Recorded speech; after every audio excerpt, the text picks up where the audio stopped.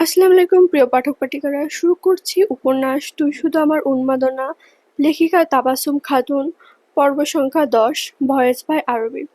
এখানে লেখিকার একটা নোট আছে যেটা আমি আপনাদের পড়ে শোনাচ্ছি।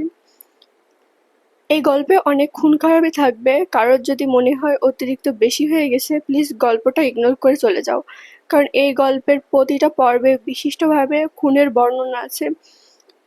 আর সবথেকে বড় কথা, নিশান একজন সাইকো, যার মন মানসিকতা সুস্থ মানুষের মতো নয়। যদি সফট রোম্যান্স খোঁজো তো অন্য গল্প পড়ো, এই গল্প পড়তে এসো না। আবার অনেকে বলেছো নিশান একটু বেশি বাড়াবাড়ি করে ফেলেছে, তাদের জন্য আমার তরফ থেকে বলি ইগনোর করেন আপু, কারণ নিশান এমনই, সে সম্পূর্ণ সাইকো। তার প্রেয়সীর জন্য সে সবকিছু করতে রাজি, নিজের জন্মদাতা পিতামাতাকে খুন করতেও। এইসব ভালো না লাগলে ইগনোর করেন। সিমি ঘুমিয়ে পড়তেই নিশান সিমির কপালে গভীর চুম্বন করলো, শক্ত করে জড়িয়ে ধরলো, অতঃপর উঠে গেল। সিমি সুন্দর করে বেডে শুয়ে গায়ে ব্ল্যাঙ্কেট জড়িয়ে দিল। নিশান কাবার্ড থেকে সাদা শার্ট আর কালো প্যান্ট বাহির করলো, ওয়াশরুমে ঢুকে গেল। লম্বা একটা শাওয়ার নিয়ে একেবারে রেডি হয়ে বেরিয়ে আসলো, চুলগুলো ড্রেসিং টেবিলের আয়নায় দেখে ঠিক করে নিল। বেডের এক পাশ থেকে নিজের ফোনটা তুলে জিহানের নাম্বারে কল দিল। 2-3 বার রিং হতেই রিসিভ হলো। জিয়ান উদ্বিগ্ন কণ্ঠে প্রশ্ন করলো, নিশান কোথায় তুই? সিমি কই? ওকে আবারও ওইরকম কিছু করিসনি তো?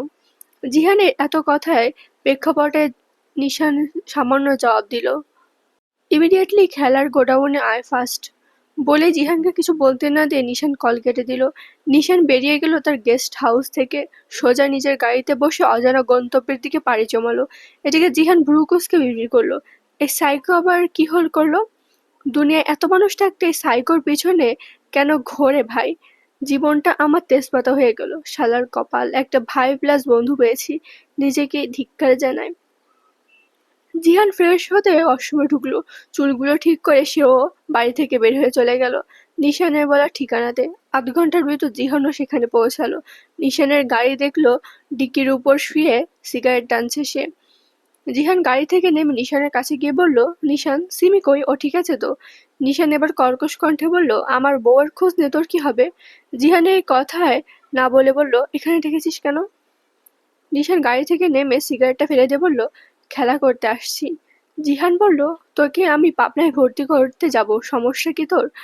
কত মানুষের জান নিবি তুই? একটু আগেও নাকি 2 ছেলের কলিজা ছিঁড়ে আনছিস। কি হয়েছে কি তোর? কই ইটালিতে থাকতে তো এমন করতিস না। জিহান নিশানের দিকে তাকিয়ে বলল, যাদের জান নেই ওরা ভালো না। ওদের সব থেকে বড় অপরাধ ওরা আমার ইস্যুর দিকে চোখ তুলে তাকায়, ওকে ছুতে যায়। রিহান বলল, এখানে আসছিস কি করতে? খেলা করতে। বলে এগিয়ে গেল নিশান, সাথে জিহানও গেল। জিহান বলল, তোর খেলা তো এমনি একটু আর অর্ধেক না। একটু আগে দুটো কি নির্মমভাবে খুন করেছিস, এখন এইখানে কার সাথে রক্তের খেলা করতে এসেছিস? নিশান উত্তর না দিয়ে শুধু বাঁকা হাসলো। তারা হেঁটে গেল জঙ্গলের ভিতরে। একটু হেঁটে যেতেই নিশান বসলো হাঁটু গেড়ে, যেখানে মাটির উপর হাতড়ে একটা সূচ খুঁজলো, পেয়েও গেল। সেখানে চাপ দিতেই মাটির নিচ থেকে ফাঁক হয়ে গেল, নিচে যাওয়ার জন্য রাস্তা দেখা গেল। নিশান ঢুকলো, নিশানের সাথে জিহানও ঢুকলো। তারা ঢুকতেই আবারও সেই দরজা বন্ধ হয়ে গেল। তারা হেঁটে নিচে নামলো। নিচে নামতেই দেখা মিলল বড় বারান্দায়। বাম পাশে একটা রুম আর ডান পাশে বড় খাঁচা, সেখানে আছে হিংস্র শেয়াল।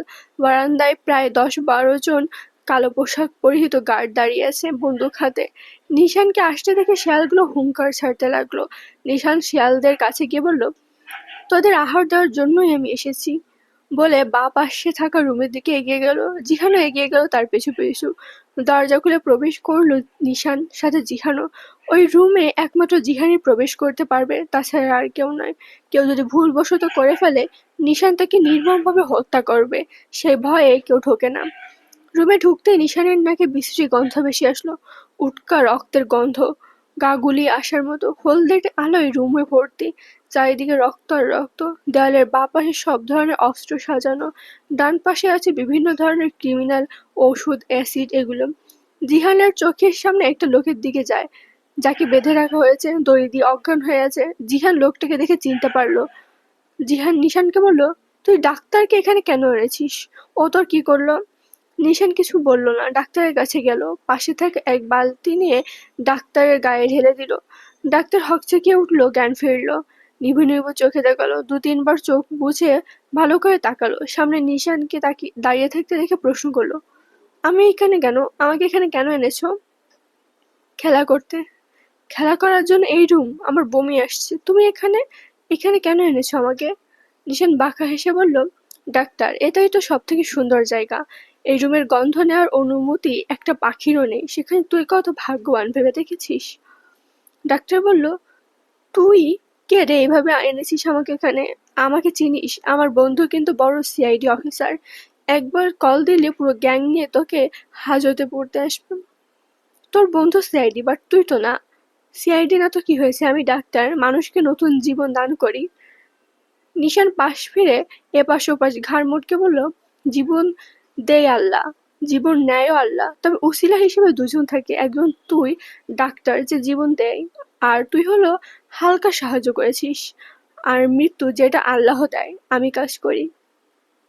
ডাক্তার বলে, তার মানে তুমি খুনই করো? সে যা করো তাতে আমার কিছু যায় আসে না, আমাকে ছেড়ে দাও। এত দ্রুত কিভাবে ছেড়ে দেবো আপনাকে? একটু যত্ন হবে না? লাগবে না কিছু, ছাড়ো।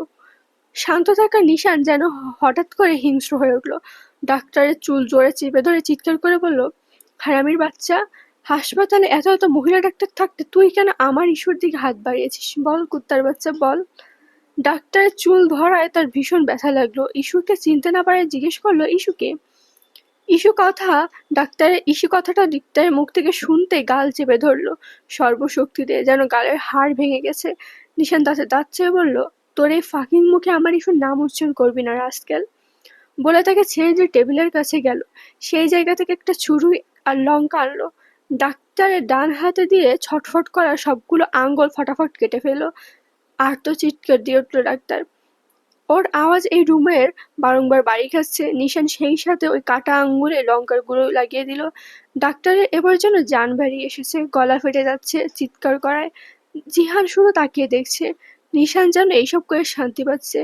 ডাক্তার এদিকে এখনো চিৎকার করে যাচ্ছে। এর মধ্যে নিশান বড় একটা পাত্রের মধ্যে পুরো নাইট্রিক অ্যাসিড এনে ভর্তি করলো। আবারও সে ডাক্তারের কাছে গেল। ডাক্তারকে বলল, কি ব্যাপার ডাক্তার, এত চিৎকার করছিস কেন? কানে তো তালা লেগে যায়।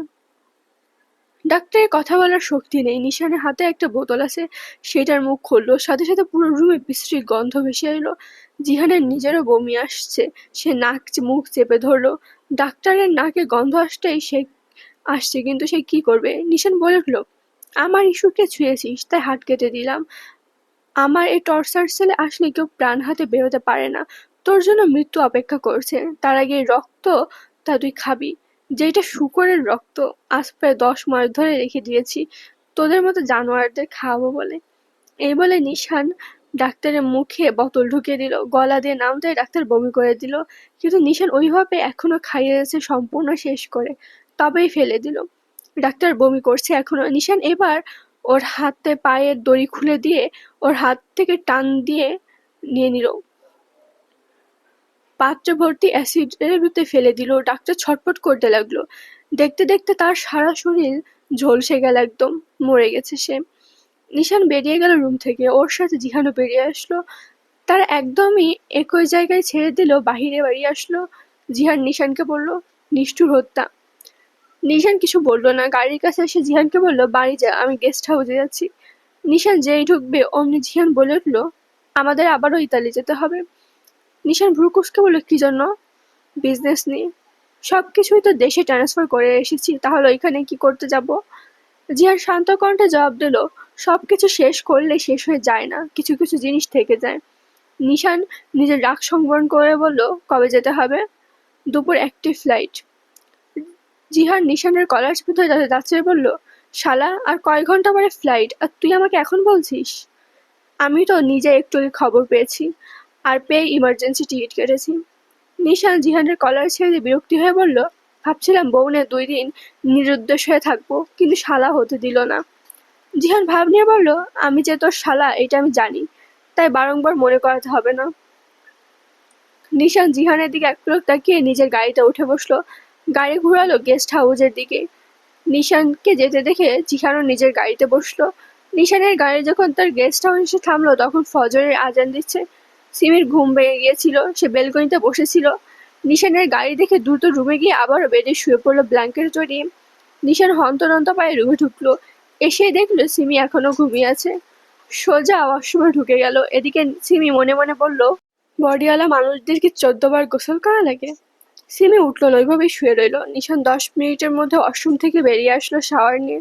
পরনে শুধু তার একটা টাওয়াল, চুল থেকে টুপটুপ করে পানি পড়ছে। সে এসে বেডে বসলো। সিমির দিকে তাকালো, ঘুমিয়ে আছে। নিশান সিমির ডান হাত নিজের হাতের মধ্যে জড়িয়ে ধরলো, চুমুও দিল হাতে।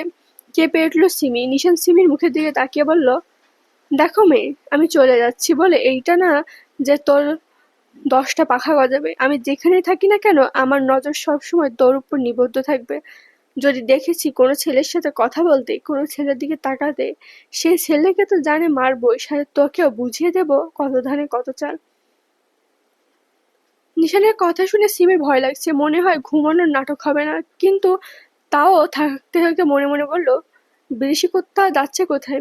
নিশান এবার শান্ত কণ্ঠে বলল, কাজের খাতিরে আমি ইতালি যাচ্ছি, তবে আমার নজর তোর উপর রেখেই যাচ্ছি।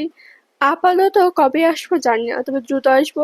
আমি চাই না আমি না থাকলেও যে তুই আমাকে মনে রাখিস, আমার আঘাত দেওয়া কথা ভেবে আমার জন্য কান্না করিস। আমি চলে গেলাম, ভালো থাকিস। বলে সিমির কপালে চুমো দিয়ে নিশান রেডি হয়ে নিল। নিশান জানে সিমি ঘুমানোর নাটক করছে, তাই তো এতগুলো কথা শোনালো। নিশান একেবারে রেডি হয়ে বেরিয়ে গেল গেস্ট হাউস থেকে। অফিসের কিছু কাজ আছে, সেইটা কমপ্লিট করে ওই জায়গা থেকে এয়ারপোর্টে চলে যাবে। এর মধ্যে তিহানকে ফোন দিয়ে বলে দিয়েছে যেন সিমিকে এসে নিয়ে যায়। এদিকে নিশান চলে যেতে সিমি বুক উঠে বসলো। বুকে হাত দিয়ে 2-3 বার জোরে জোরে নিঃশ্বাস নিচ্ছে। যাক, গর্ববোধ হচ্ছে বিদেশি কুত্তাকে ধোকা দিতে পেরে। সিমি বলল, আচ্ছা বিদেশি কুত্তা, তুই যেখানে খুশি সেখানে যা, আমার কিছু যায় আসে না, কিন্তু আমার উপর নজর রাখতে তোকে কে বলেছে? আল্লাহ ওই যেন আর বাড়িতে না আসেন, আমি শান্তিতে থাকতে পারবো। শালা বিদেশি কুত্তা হারামি, আমার সারা জীবন মনে থাকবে এই অ্যানাকোন্ডা আমাকে জ্যান্ত কবর দিতে চেয়েছে। কেউ জানুক আর না জানুক আমি তো জানি সিমি কার। কেউ না জানুক আমি তো জানি নিশান সাইকো। কেউ না জানুক আমি তো জানি নিশান পাগল, ছাগল, গরু। কেউ না জানুক। বাকি গান শেষ করতে না দিয়ে নিশান ধমক দিয়ে বলল, হারামি, এসব কি গান গাইছিস তুই? জিহান গান থামিয়ে বিরক্তি কণ্ঠে বলল, বাল, থামাস কেন? আমার গানটা আজ কত বছর পরে একটু গান গাইছি তোকে ডেডিকেট করে। কই একটু প্রশংসা করবি তা না হারামি বলছিস, ছি। নিশান দাদা দাঁত চেপে বলল, শালা এটা এয়ারপোর্ট, তাই বেঁচে গেলি, নয়তো তোর বোনের মতো তোকেও জ্যান্ত কবর দিতাম। জিহান দাঁত কেলে হেসে বলল, আমি জানি আমি তো শালা, বারংবার না বললেও হবে। উপ, সরি ভাই, আরেকটা গান মনে পড়ছে, আমাকে গাইতে দে, আমি গেলাম। বলে জিহান নিজের গলা পরিষ্কার করে গান শুরু করলো। প্রেমে পড়েছে সাইকো, প্রেমে পড়েছে, এত প্রেমে পড়েছে যে সে জ্যান্ত কবর দিয়েছে রে। প্রেমে পড়েছে সাইকো, প্রেমে পড়েছে, জীবন কেড়ে নিতে গেছে রে, প্রেমে পড়েছে। নিশা স্লো হয়েছে তাকে দাঁত চেপে বলল, জিহানের বাচ্চা, তুই যদি চুপ না করিস তো আমি এয়ারপোর্ট মানব না, এখানেই তোকে মারা শুরু করব। জিহান মুখ ভাঙিয়ে বলল, আগে কথা ঠিক কর, আমার এখনো বাচ্চা হয়নি যে আমার বাচ্চাকে ডাকবি। অবশ্য তোরা চাইলে হতেই পারে, তার জন্য একটা মেয়ে খুঁজে আন, বিয়ে করে ক্রিকেট টিম বানালে তখন বলিস জিহানের বাচ্চা, একেবারে ক্রিকেট টিম তোর ডাকে সায় দেবে। নিশান শান্ত কণ্ঠে বলল, তোর ক্রিকেট টিম হলে আমার ফুটবল টিম হবে, তোর ক্রিকেট টিমের সাথে আমার ফুটবল টিম মারামারি হবে। এখন চুপ করে বস, নয়তো সত্যি তোকে খুন করে ফেলবো। এর মধ্যে নিশান উঠে পড়ল ফ্লাইটে। আর সময় হয়ে গেছে প্লেনে উঠে বসতেই। নিশানের পিছু পিছু জিহানও গেল। দুজন এক জায়গায় বসলো। নিশান আগে থেকে জিহানকে সাবধানে বানিয়ে দিল, দেখ জিহান, একদম ফালতু কথা বললে তোকে কিন্তু আমি সত্যি খুন করে ফেলবো। মুখে সুপারগুলো আঠা দিয়ে বসে থাক। জিহান আর কিছু বলল না, সে নিজের ফোন বাহির করে গেম খেলতে লাগলো। আর নিশান ফোন স্ক্রল করতে লাগলো। দুপুর 2টা বেজে 5 মিনিট। সিমি বাড়িতে আসছে সে সকালে। আজকে যে কি শান্তি লাগছে তার, বিশেষ করে বিদেশি কুত্তা নেই সেজন্য।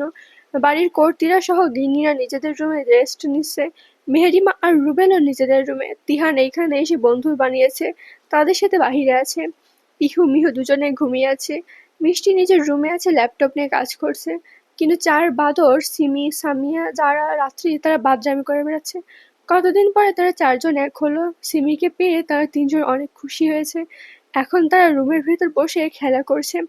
কাচের বোতল ঘুরিয়ে তারা চারজন খেলা করছে। বোতলের মুখ যার দিকে যাবে তাকে যা জিজ্ঞেস করা হবে তাই বলতে হবে। ওই আর কি, ট্রুথ আর দেয়ার খেলছে। প্রথমে সামিয়া ঘোরালে বোতল ঘুরলো, ঘুরতে ঘুরতে রাত্রির দিকে গিয়ে থামলো। যারা প্রশ্ন করলো, সত্যি করে বল, কাউকে ভালোবাসিস? রাত্রি লজ্জা লজ্জা ভাবতে মাথা নাড়লো। ওর মাথা নাড়ানো দেখে তিনজন চিৎকার করে বলল, কি? রাত্রি কানে হাত দিল। সামিয়া বলল, কে সেই মহান ব্যক্তি? নাম বলবো না, তবে তোরা তাকে চিনিস। সামিয়া বলল, সর বেটি, নাম বলতে না পারলে কিসের কি। যারা বলল, আচ্ছা থাক, আবার শুরু করি বলে যারা ঘোরালো। এইবার গিয়ে থামলো সামিয়ার কাছে। সিমি বলল, সামু, তোকে বেশি কিছু করতে হবে না, শুধু একটা চিরকুট লিখতে হবে। সেটা লিখে জিহান ভাইয়ের রুমের বালিশের নিচে রেখে আসবি। চিরকুটে লিখবি, ও আমার প্রাণপ্রিয় জিহান বেবি, তোমাকে ছাড়া আমি পারছি না থাকতে। কবে নেবে তুমি আমাকে তোমার ঘরের বউ বানিয়ে? সিমির কথা শুনে জাহারাত্রি অবাক। সামিয়া ভাব নিয়ে বলল, আচ্ছা অপেক্ষা কর, আমি লিখে রেখে আসছি বলে সিমির কথা মতো সামিয়া চিরকুটে লিখলো। সেটা গিয়ে জিহানের বেডে বালিশের নিচে রেখে আবার চলে আসলো। সামিয়াকে দেখে রাত্রি বলল, বোন, আমার ভাই কিন্তু সুবিধা না, সাবধান। সামিয়া বলল, চিরকুট কেডা দিছে? আমি তো লিখতে জানি না। তাই তাই তো, কে দিল? যারা বলল, আচ্ছা আচ্ছা থাম, শুরু কর গেম আবার। রাত্রি এবার বোতল ঘুরালো, থামলো সিমির দিকে। সামিয়া হাসছে। সামিয়াকে হাসতে দেখে সিমি বলল, এই সামু, হাসছিস কেন? সামিয়া নিজের হাসি কন্ট্রোল করে বলল, তেমন কিছু না সোনা, তোমাকে একটা কাজ দেবো, পারবে তো? সিমি অ্যাটিটিউডের সাথে বলল, বলে দেখ, কমপ্লিট করে আসছি। নিশান ভাইয়া তো বাড়িতে নেই, বিদেশে চলে গেছে। হ্যাঁ, ওই বিদেশি কুত্তা চলে যাওয়ায় নিজেকে পাখির মতো লাগছে, যেখানে খুশি সেখানে উড়ে বেড়াই। সামিয়া একটু কেসে বলল, তোর এখন নিশান ভাইয়ের রুমে যেতে হবে, গিয়ে নিশান ভাইয়ের কাবার থেকে একটা শার্ট বাহির করবি, সেইটা পরবি, সুন্দর করে সাজবি, মানে ঠোঁটে লিপস্টিক দিয়ে, চোখে কাজল দিয়ে, মেকআপ করে চুল ছেড়ে দিবি। আর অবশ্যই শার্টের ডান হাত পাশের হাতাটা একটু নামিয়ে রাখবি, মানে তোর তো তিল আছে ডান হাতের বাহুতে, ওই রকম করে একটু স্টাইল দিয়ে সুন্দর করে কয়েকটা পিক তুলে আমাদের এনে দেখাবি, যা। সামিয়ার কথা শুনে সিমি বলল, শালিরা, আমাকে ঘুরে ফিরে বিদেশি কুত্তার রুমে পাঠাচ্ছিস কেন? হুম বেবি, যেটা বলা হয়েছে আপনাকে সেটাই করতে হবে। ভাইয়া তো বাড়িতে নেই, যাও যাও, আমরা অপেক্ষা করছি। সিমি উঠে দাঁড়িয়ে বলল, যাচ্ছি যাচ্ছি, কপাল করে মির্জাফরের মতো বোন পাইছি, যার জন্য আর শত্রুর প্রয়োজন পড়বে না বলে সিমি চলে গেল। সিমির যাওয়ার সাথে ওরা তিনজনও বেরিয়ে আসলো। সিমি সোজা নিশানের রুমে ঢুকলো। ওরা তিনজন দরজার কাছে এসে একটু ফাঁক করে দেখতে লাগলো সিমি কি করে সেটা। সিমি রুমে ঢুকে লাইট অন করলো, কাবার থেকে একটা সাদা শার্ট বের করলো। শার্টটা সামনে এনে বলল, বিদেশি কুত্তা, আপনি কোন দেশে চলে গেলেন? কিন্তু আমার জাউরা বোনগুলো তো আপনাকে আবার আনতে বলছে, মানে আপনার পোশাক আমাকে পরতে বলেছে, পোড়া কপাল আমার বলে সিমি ওয়াশরুমে ঢুকে গেল। 5 মিনিটের মধ্যে নিশানের শার্ট পরে বেরিয়ে আসলো। ড্রেসিং টেবিলের কাছে গেল, সবকিছু খোঁজাখুঁজি করলো। না, এখানে তার সাজার কিছুই নেই, কি করবে? তখনই তার চোখ যায় টেবিলে রাখা তার কালো ব্যাগের দিকে। তার ব্যাগে সবসময় সাজগোজের জিনিস থাকে। সে ব্যাগটা এনে ড্রেসিং টেবিলের সামনে নিজেকে সাজাতে লাগলো। মুখে পন্ডস ক্রিম মাখলো, ঠোঁটে লাল লিপস্টিক দিল গাঢ় করে, চোখে কাজল, আর চুলগুলো সুন্দর করে আঁচড়ে হালকা উঁচু করে বাঁধলো। কিন্তু এখন তাকে আরেকটা কাজ করতে হবে, ঘাড় থেকে জামাটা একটু সরাতে হবে। সিমি ঘাড় থেকে জামা সরিয়ে দিল, অতঃপর নিজেকে আয়নায় দেখলো। খুঁটিয়ে খুঁটিয়ে নিজেকে দেখে বলল, না, মন্দ লাগছে না, বিদেশি কুর্তার শার্ট পরে দারুণ লাগছে আমাকে, ইস, সিমি তোকে সেই লাগছে। সিমি আয়নার সামনে দাঁড়িয়ে বিভিন্ন পোজ দিল, এমন ভাবে সেমন ভাবে, তাকে সুন্দরী লাগছে। এদিকে সিমির কাণ্ড থেকে তারা তিনজন হাসছে। সিমি এবার তার ফোন বাহির করে কয়টা পিক তুললো সুন্দর করে, ফোন রেখে আবারও আয়নার সামনে পোজ দিতে লাগলো। মডেলিংরা যেমন ভাবে হাঁটে সিমি ওইভাবে হাঁটার মতো করে রুমের এ মাথা থেকে ও মাথা হাঁটছে। সিমির এসব কাণ্ড কারখানা যা রাত্রি দেখে হাসছে, তাদের হাসি যেন কন্ট্রোল হচ্ছে না। এদিকে সিমি এইভাবে করে যাচ্ছে, এইসব করতে করতে তার হাতটা আরো খানিক নেমে গেল। প্রায় 20 মিনিটের মতো এইরকম এদিক সেদিক ঘোরাঘুরি মডেলিং এর মতো পোজ দিয়ে থামলো সে।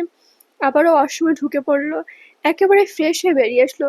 সাদা শার্টটা আবারও সুন্দর করে ভাঁজ করে কাবারে তুলে রাখলো। সিমিকে বাইর হতে দেখে ওরা তিনজনই দ্রুত রুমে চলে গেল। সিমি দরজায় লাগিয়ে রুমে গেল, ওদের পিকগুলো দেখালো। সামিয়া দেখে বলল, সিমি তোকে যা লাগছে না, জিজু দেখলে একেবারে পাগল হয়ে যাবে। সিমি মুখ ভাঙিয়ে বলল, ওই বিদেশি কুত্তা আসলেই পাগল। দেশে ফিরলে বড় আব্বুকে বলে পাবনায় ভর্তি করিয়ে দেব। এদিকে ইতালিতে এসে সেই যে বিজনেস নিয়ে কাজ করছে, অনেকটা কাজ এগিয়ে এসেছে। অর্ধেক রাতে বাড়ি ফিরল জিহান আর নিশান। দুজনেই বাহির থেকে খেয়ে এসেছে, তা নিজেদের রুমে চলে গেল। জিহান রুমে ঢুকে ল্যাপটপ অন করে বেডের উপর ল্যাপটপ সেট করে দিল। সিমির রুমে থাকা হিডেন ক্যামেরা ফুটেজ, যেখানে সিমিরা খেলা করছে। তখনই সিমি উঠে যায়। নিশান সিমির যাওয়া দেখে আবারও নিজের রুমে হিডেন ক্যামেরা ফুটেজ অন করে। সেখানে যে রুমে সিমি ঢুকেছে। নিশান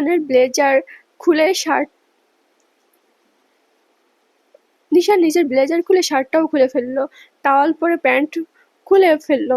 তার দৃষ্টি ল্যাপটপে নিবদ্ধ। সিমি কাভার থেকে শার্ট বাহির করে নিয়েছে। নিশান ল্যাপটপটা সোফায় বসালো, টেবিলের উপর ল্যাপটপ রেখে এক গ্লাস পানি খেলো। ল্যাপটপের স্ক্রিনে চোখ যেতে দেখলো সিমি তার শার্ট পরে বাহির হয়েছে। নিশান ভ্রু কুঁচকে তাকিয়ে আছে। সিমি সাজগোজ করছে, সবকিছু দেখলো নিশান, কিন্তু যখন ঘাট থেকে শার্ট নামিয়ে দিল, এইটা দেখে নিশান থ হয়ে গেল। তাকিয়ে রইল সিমির দিকে। এভাবে তাকিয়ে থাকায় তাকে হট লাগছে অনেকটা। নিশান চোখ বন্ধ করে নিজেকে কন্ট্রোল করে বিড়বিড় করে বলল, বিলিভ মি ইস্যু, যদি দেশে থাকতাম তবে আজকে ফরজ কাজ সেরে ফেলতাম। আমাকে এইভাবে সিডিউস করিয়ে নিজে ভালো আসছিস, তাই না? নিশান আবারও তাকালো। এইবার সিমি বিভিন্ন ধরনের পোজ দিচ্ছে, যেটা দেখে নিশান নিজেরই হাসি লাগছে। অতঃপর মডেলিংদের মতো হাঁটছে, যা দেখে নিশান হেসে ফেলল। হাঁটতে হাঁটতে যখন আরো সরে গেল শার্ট, তখন নিশান ল্যাপটপ অফ করে দিল। চোখ বন্ধ করে মাথা নাড়তে নাড়তে বলল, কুল নিশান কুল, নিজেকে কন্ট্রোল কর। এই রুসুল একেবারে তুলে নিস, কন্ট্রোল ইউর সেলফ নিশান। নিশান উঠে একেবারে ওয়াশরুমে চলে গেল। লম্বা শাওয়ার নেওয়া লাগবে তার এখন। আজকের পর্ব এই পর্যন্তই। কেমন হয়েছে অবশ্যই জানাবেন। তবে আমার এই পর্বে পার্সোনালি লেখিকার নোটটা দেওয়ার কারণ হলো যে এখানে নিশান যে পাগলামি করেছে ডাক্তারের প্রতি, এটা আসলে একটু অনৈতিক। মানে এটা একটু বেশি সাইকো টাইপ হয়ে যায়। এজন্য হয়তোবা লেখিকা গল্পের শুরুতে বা এই পর্বের শুরুতে এরকম একটা নোট দিয়েছে। অনেকে হয়তোবা কমেন্ট করছে এজন্য। তো আপনাদের কাছেও কেমন লেগেছে অবশ্যই জানাবেন। বেশি বেশি করে কমেন্ট করবেন, শেয়ার করবেন।